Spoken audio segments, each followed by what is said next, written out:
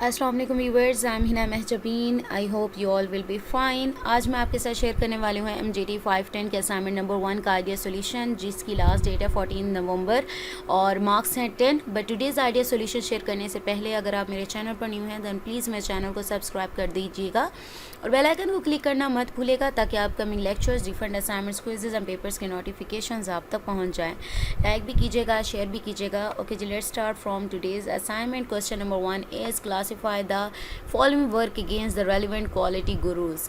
Quality gurus है, ठीक है। यहाँ पर नेम्स आपको टेबल में गिवन है, आई थिंक 6 हैं।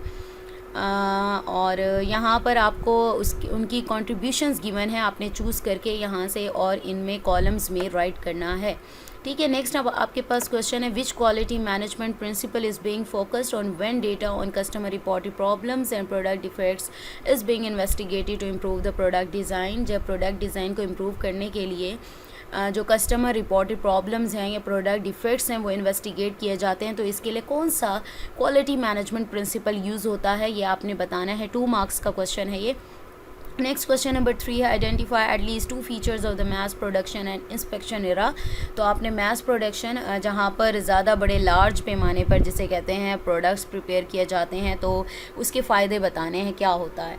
तो ये 3 क्वेश्चंस हैं। इसके साथ साथ आपको इंस्ट्रक्शंस भी गिवन होती हैं। ये भी बताया जाता है कि कॉपी पेस्ट आप लोगों ने नहीं करना होता और मेरा भी बेसिक पर्पज़ यही होता है कि आप लोगों को आइडिया सोल्यूशन प्रोवाइड किया जाए और दिखाया जाए कहाँ से किया है और किस वजह से बता रही हूँ।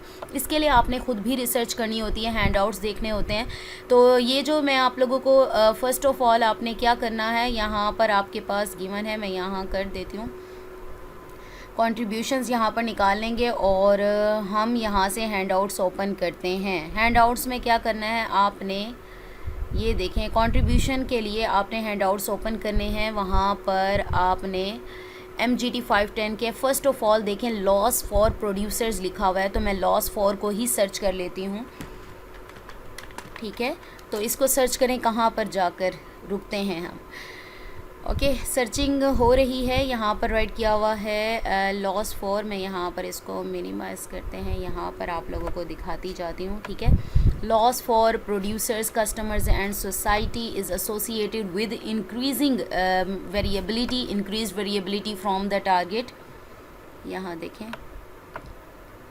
अच्छा ये देखें, Taguchi suggest that there is increasing loss for the producer, ठीक है। इसको 100 बेशक आप कर लो, मैं यहाँ पर आप लोगों को दिख जाएगा। पेज नंबर देख लें आप, यहाँ लेसन नंबर हमारा बन रहा है 8, ठीक है, 8 है। और यहाँ पर देखें क्वालिटी एज लॉस फंक्शन, ये देखें आप, increasing customer society associated with increasing variability or deviation from a target value that reflects the ideal state. This relationship to variability can be expressed as a loss function.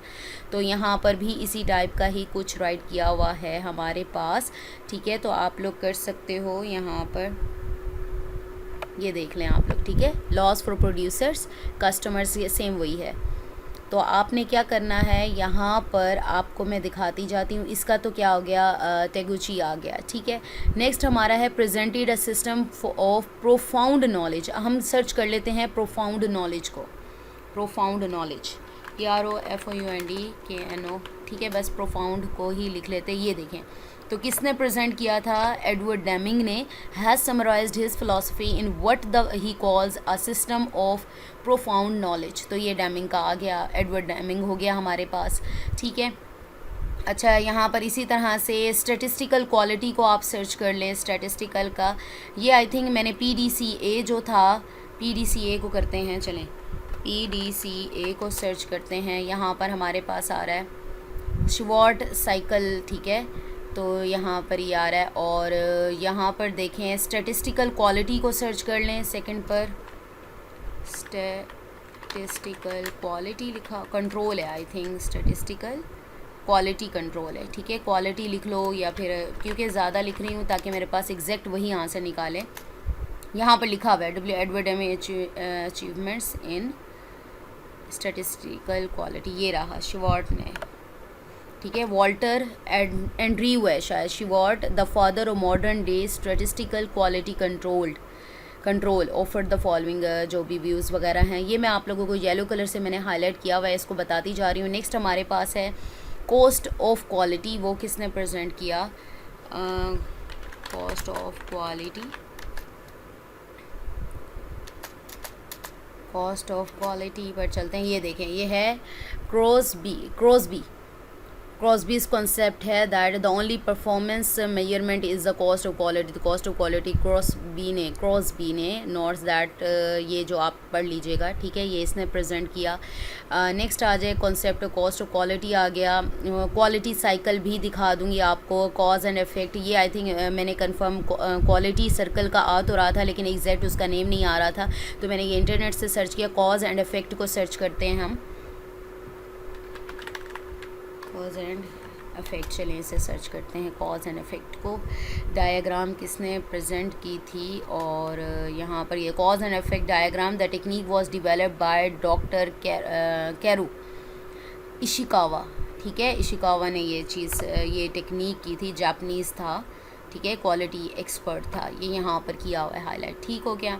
Next आ जाएगा consider quality as fitness for use, as fitness for use, तो ये आप search करें, ये मैं भी आपको आंसर्स दिखा भी देती हूँ। फिटनेस फॉर कर लेते हैं हम,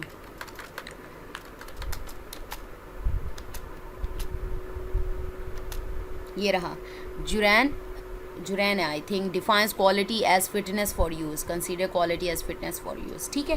तो ये चीज़ें मैं आप लोगों को दिखाती जाती हूँ। एडवर्ड डेमिंग ने किया था, presented system of profound knowledge advocative non faculty system, आपने इसी तरह से इसको कॉलम में लिखे जाना है। जोसेफ जुरान ने किया था consider quality as fitness for use, वो मैंने आप लोगों को दिखा दिया है। क्रॉसबी ने प्रेजेंट किया था the concept cost of quality.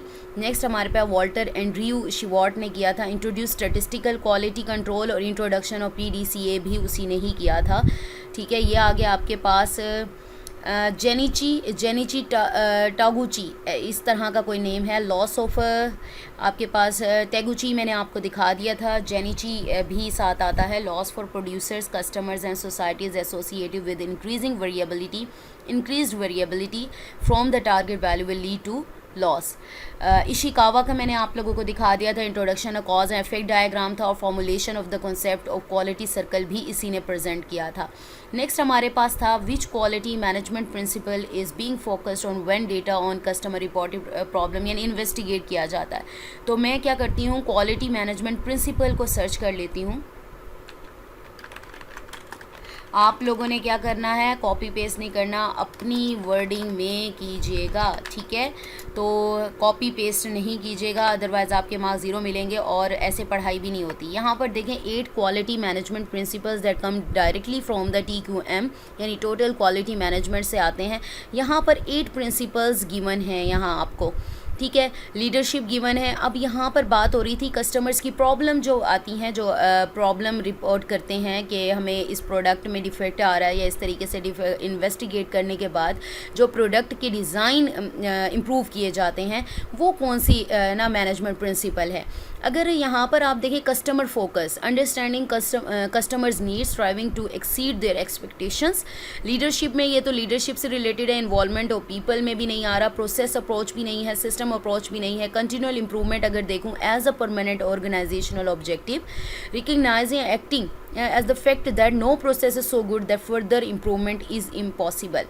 तो यहाँ पर impossible की तो भाई बात ही नहीं आई, यहाँ पर आई है कस्टमर की बात आई है। तो यहाँ पर हमारा जो बन रहा है, मैंने जो देखा है या जो मुझे पता चल रहा है, आप बेशक खुद ही रिसर्च कर सकते हैं, क्योंकि मैं आप लोगों को इस हक में नहीं हूँ कि आप लोग मेरा देखें और कॉपी पेस्ट कर दें। आप खुद भी देखें, इस पर सर्च करें, ठीक है। इसको अगर आप कर देंगे ना, ये पूरा का पूरा क्वेश्चन राइट करके आप सर्च कर लेंगे तो आपको आंसर मिल जाएगा।